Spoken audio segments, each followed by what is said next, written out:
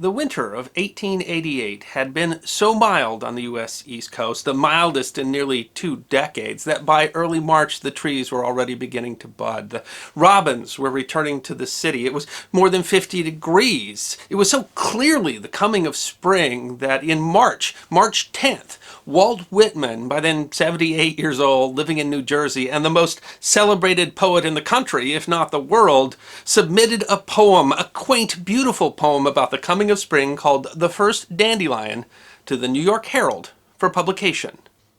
Simple and fresh and fair from winter's close emerging, as if no artifice of fashion, business, politics had ever been, forth from its sunny nook of sheltered grass, innocent, golden, calm as the dawn, the spring's first dandelion shows its trustful face. The poem was published on March 12th. By then, it was comically ill-timed. The great blizzard of 1888 struck March 11th. The weather had, previous to the blizzard, been unseasonably warm, resulting in heavy rains. When cold Arctic air ran into the warm, wet air from the Gulf, temperatures plummeted, and the rain turned to snow. The result did not just create mounds of snow, up to 50 inches, but sustained high winds that earned the storm the moniker, the Great White Hurricane. The nation's weather service, then under the auspices of the Army Signal Corps, knew of the winter storm coming from the west and the warm, wet front coming from the Gulf, but had predicted that both would be spent before reaching the east coast. The weather forecast for March 11th was light rain. The people had no warning at all. The storm was in full swing on March 12th, yet many New Yorkers still set off for work. There were no worker benefits at the time to pay for days off for snow, and surely the trains would keep running. No one seemed prepared for what was to come. The commuter trains at the time were on elevated rails. They were first stalled due to ice and slick rails, with their small engines unable to find traction.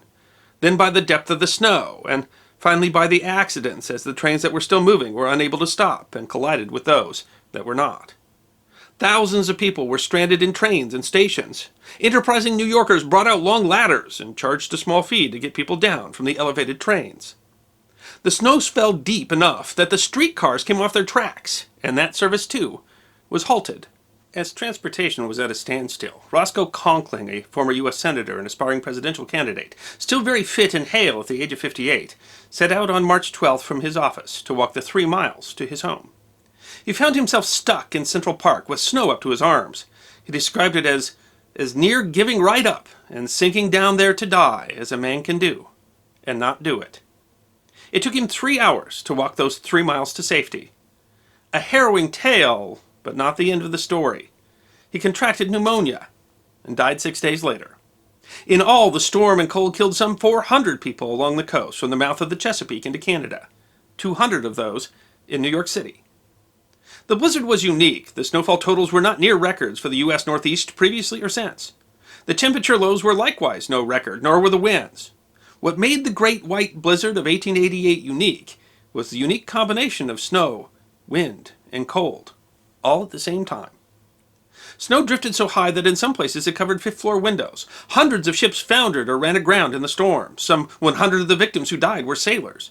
More died because efforts to fight the cold led to fires, and the fire departments were unable to respond. Still, people managed to carry on. Trapped in anyway, the Ringling Brothers Circus performed 2 shows in Madison Square Garden as scheduled, mostly to people who were stranded and seeking shelter.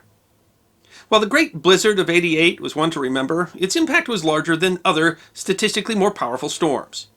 The growing, thriving metropolises of the East at the time, now lit with electricity, connected by telegraphs, served by trains, heated by gas, had, in their modernization, become surprisingly vulnerable, as all of these were above the ground.